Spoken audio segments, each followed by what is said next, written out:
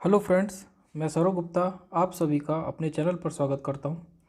दोस्तों, आज हम एक दवाई के बारे में पढ़ेंगे जिसके बारे में अभी मीडिया में खबरें चल रही हैं, जो आज हमारे अखबारों की हेडलाइंस बनी हुई है और जिसका सभी लोग बेसब्री से इंतज़ार कर रहे हैं। ये ड्रग 17 मई 2021 को लॉन्च होने जा रही है। ये ड्रग क्या है, कैसे काम करती है, इस बारे में मैंने कुछ स्टडी की है जिसे मैं आज आप लोगों के साथ शेयर कर रहा हूँ। तो चलिए दोस्तों, शुरू करते हैं। ये ड्रग हमारी जो इंडियन की defence research and development organisation है उसके द्वारा डेवलप की गई है और इसकी जो उन्होंने टैगलाइन दी है वो है easy to produce and easier to consumes. Means इसका उत्पादन आसान है और इसको यूज़ करना उससे भी कहीं ज़्यादा आसान है। तो चलिए हम आगे बढ़ते हैं। तो सबसे पहले हम पढ़ेंगे कि ये जो मेडिसिन है वो किसके द्वारा डेवलप की गई है। तो ये जो मेडिसिन है वो हमारे DRDO एक ऑर्गेनाइजेशन है जिसका पूरा नाम है defence research and development organisation. इसके द्वारा ये डेवलप की गई है। इसकी जो मेडिकल लैब है जिसका नाम है institute of nuclear medicine and allied science, इसके द्वारा इस मेडिसिन को डेवलप किया गया है। अब हम समझते हैं कि DRDO क्या है। DRDO इंडिया की वो ऑर्गेनाइजेशन है जो जो मीन्स हथियार वगैरह, जो लड़ाई में काम आने वाले हथियार हैं डिफेंस, उनसे रिलेटेड ये रिसर्च करती है। हमारी टेक्नोलॉजी को हम किस तरीके से बेटर बना सकें, हमारे जो हथियार हैं उनको हम किस तरीके से एडवांस बना सकें, इसकी ये रिसर्च करती है। तो इसकी जो मेडिकल लेबोरेटरी है उसने डॉक्टर रेड्डी लेबोरेटरी के साथ मिलकर इस जो मेडिसिन है इस पर इन्होंने काम किया है और इसको लेकर के इन्होंने क्लिनिकल ट्रायल्स किए हैं जो कि सक्सेसफुल रहे हैं। कोविड पेंडेमिक का इलाज खोजने के प्रधानमंत्री नरेंद्र मोदी जी के आह्वान पर DRDO ने अप्रैल 2020 में इसका जिम्मा लिया और 2DG मेडिसिन के साथ क्लिनिकल परीक्षण किए। इनमास मतलब institute of nuclear medicine and allied science एवं DRDO के वैज्ञानिकों ने centre for cellular and molecular biology, ये वो लैब का नाम है, डॉक्टर रेड्डीज लैब, इनके साथ मिलकर के उन्होंने लेबोरेटरी परीक्षण किए जिसमें इस दवाई को कोरोना वायरस की ग्रोथ को रोकने वाला बताया गया। जैसा कि इन्होंने परीक्षण बताया कि जो मेडिसिन है वो कोरोना वायरस की ग्रोथ को रोकती है। तो ये किस प्रकार से काम करती है इसको हम आने वाली अगली स्लाइड्स में स्टडी करेंगे। अब हम समझते हैं कि 2DG मेडिसिन है क्या है। बट वैसे ये जो 2DG मेडिसिन है इसका कैंसर से संबंधित परीक्षण चल रहे हैं। मतलब ये दवाई ऐसा नहीं है कि ये अभी जस्ट रिसेंटली डिस्कवर्ड हुई है, ये ऑलरेडी डिस्कवर्ड मेडिसिन है और इसका जो यूज़ है वो कैंसर के ट्रीटमेंट, कैंसर के डायग्नोसिस और इसके ट्रीटमेंट को लेकर के इस पर भी एक्सपेरिमेंट चल रहे हैं। और इसकी खास बात यह है कि ये जो मेडिसिन है वो जो इन्फेक्टेड सेल्स होती है उन्हीं सेल्स के अंदर जा कर के जमा होती है। मतलब अगर कैंसर सेल्स है तो ये कैंसर सेल्स के अंदर जा कर के जमा हो जाएगी और कैंसर सेल्स की ग्रोथ को रोकने का काम करती है। लेकिन अभी इसको लेकर के क्लिनिकल एक्सपेरिमेंट चल रहे हैं, तो अगर ये इस चीज़ में भी बेटर हमें रिजल्ट्स देती है तो आने वाले समय में हो सकता है हमें कैंसर से रिलेटेड रिजल्ट्स भी हमको इसका उपयोग देखने को मिले। ये जो मेडिसिन है, अगर हम इन स्ट्रक्चर्स की बात करें तो ये जो मेडिसिन है इसकी स्ट्रक्चर और ग्लूकोज की स्ट्रक्चर, दोनों की स्ट्रक्चर एक जैसी होती है। बस अंतर कितना है कि ग्लूकोज में जो 6 ऑक्सीजन्स होते हैं यहाँ पे केवल 5 ऑक्सीजन्स होते हैं और जो हाइड्रोक्सिल वाला ग्रुप है वो हाइड्रोजन के साथ रिप्लेस हो जाता है, इसलिए इसको बोलते हैं डीऑक्सी, मतलब एक ऑक्सीजन की कमी होना। तो इस वजह से इसको 2-डीऑक्सी नाम दिया गया है। जैसा कि मैंने यहाँ पे लिखा है कि ये जो मेडिसिन है वो इसमें ग्लूकोज की तुलना में ये ग्लूकोज का केमिकल स्ट्रक्चर है और ये जो स्ट्रक्चर है वो 2-डीऑक्सी डी ग्लूकोज का स्ट्रक्चर है। अगर हम देखेंगे केमिकल कंपोजिशन में तो यहाँ पे कार्बन 6 है, हाइड्रोजन 12 है और ऑक्सीजन 6 है।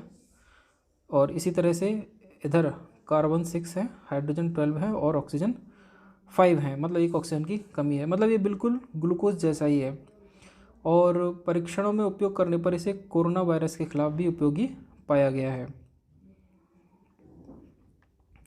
तो अब हम समझते हैं कि काम कैसे करती है। तो वायरस को अपनी संख्या बढ़ाने के लिए, मतलब ग्रोथ करने के लिए एनर्जी की ज़रूरत पड़ती है और यह वायरस अपनी ज़रूरत कोशिकाओं में उपस्थित ग्लूकोज से पूरा करता है। यह दवाई मुख्य रूप से वायरस से संक्रमित कोशिकाओं में जमा हो जाती है। ग्लूकोज जैसी संरचना होने के कारण वायरस इसका उपयोग करना शुरू कर देता है, परंतु यह मेडिसिन वायरस की ग्रोथ को रोकना प्रारंभ कर देती है।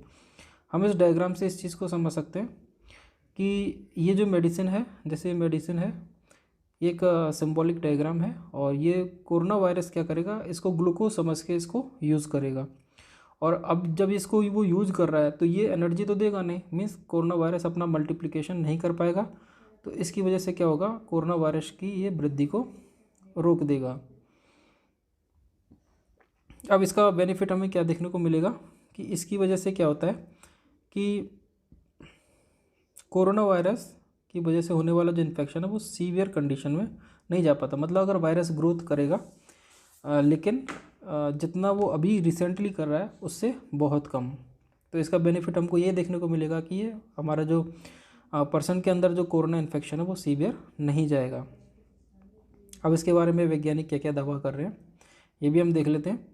क्लिनिकल परीक्षण के दौरान ये देखा गया है कि ये दवाई मरीज की रिकवरी, मतलब मरीज की स्थिति में सुधार को तेज़ करती है और ऑक्सीजन पर निर्भरता को कम करती है। मतलब आज जो क्रिटिकल कंडीशन हम जो देख रहे हैं कि पेशेंट बहुत ज़्यादा ऑक्सीजन पर डिपेंडेंट हैं, ऑक्सीजन के जो बेड हैं वो कम हो गए हैं, डिमांड ज़्यादा हो गई है, अवेलेबिलिटी कम है, रिसोर्सेज कम है। और ये जो सिचुएशन है उसने इस सिचुएशन को और भी ज़्यादा क्रिटिकल बना दिया है। बेड की कमी, ऑक्सीजन की कमी ने हमारे देश के अंदर इस महामारी को और भी ज़्यादा क्रिटिकल बना दिया है। लेकिन अगर ये मेडिसिन ऑक्सीजन पर निर्भरता को कम करने में हेल्पफुल रहेगी तो हमें लगता है कि भारत जल्द ही अपनी स्थिति को काबू करने में सफल होगा और ये जो मेडिसिन है वो एक गेम चेंजर का काम करेगी। आज जो सिचुएशन हम देख रहे हैं उस सिचुएशन से हमें ये बाहर निकालेगी। अब क्वेश्चन ये आता है कि क्या ये दवाई अकेली काम करेगी, तो इसका आंसर है कि ये दवाई सपोर्टिव मेडिसिन का काम करेगी। मतलब हमारे जो वर्तमान में उपचार चल रहा है उसको चलने देना है, इसके साथ साथ इस मेडिसिन को भी लेना है। आपके वर्तमान में जो भी उपचार चल रहा है उसके बारे में अगर कोई आपको जानकारी लेनी है तो उसके लिए आप अपने चिकित्सक से परामर्श जरूर लें। बिना उसकी सलाह के अपनी जो वर्तमान में चल रही दवाइयों को बंद ना करें। ध्यान रखें ये एक सपोर्टिव दवाई है, मतलब अन्य जो दवाई चल रही है उसी के साथ साथ इसको लेना है। इसके अलावा और क्या दावा कर रहे हैं वैज्ञानिक कि सभी उम्र के व्यक्तियों पर यह दवा काम कर रही है। अगर सभी उम्र के व्यक्तियों पर यह दवा काम कर रही है तो बच्चे और वयस्क और बुजुर्ग सभी इस दवा से लाभ ले सकेंगे। क्या बेनिफिट मिलता है इससे कि इसे लेने के बाद मरीज़ 2 से 3 दिन पहले ही ठीक हो जाता है। मतलब जो इसका रिकवरी टाइम है वो 3 दिन तक घट जाता है।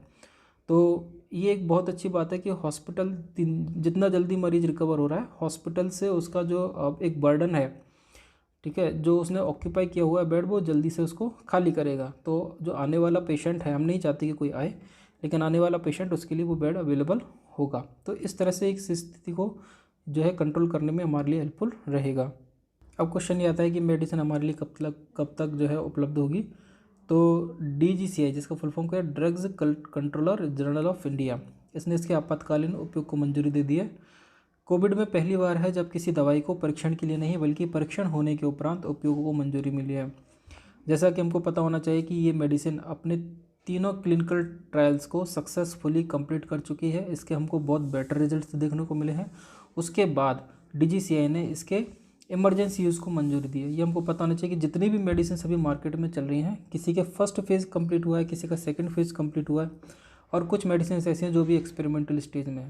लेकिन ये मेडिसिन ऐसी है जो अपने एक्सपेरिमेंटल स्टेज को कंप्लीट कर चुकी है। अब इसके यूज़ को हमें परमिशन मिली है। ये मेडिसिन कब तक उपलब्ध होगी? मंजूरी मिलने के बाद DRDO ने इसका उत्पादन शुरू कर दिया है एवं दिनांक 17 मई 2021 को ये अपने 10,000 पैकेट जो शैशे फॉर्म में हमको मिलेंगे उनको ये लॉन्च करने जा रहा है। क्या यह भी इंजेक्शन है या फिर टैबलेट या कुछ और? तो हमको पता होना चाहिए कि जो मेडिसिन जिस तरह से ग्लूकोज पाउडर आता है उसको हम पानी में घोल के लेते हैं, सेम इसी तरह से हमको ये शैशे में अवेलेबल होगी और ये हमको पाउडर फॉर्म में अवेलेबल होगी जिसको हम पानी में घोल करके पीना है। छोटे छोटे शैशे हमको मिलेंगे। ये पूरा शैशे हमको एक ही बार में इसको यूज़ करना पड़ेगा।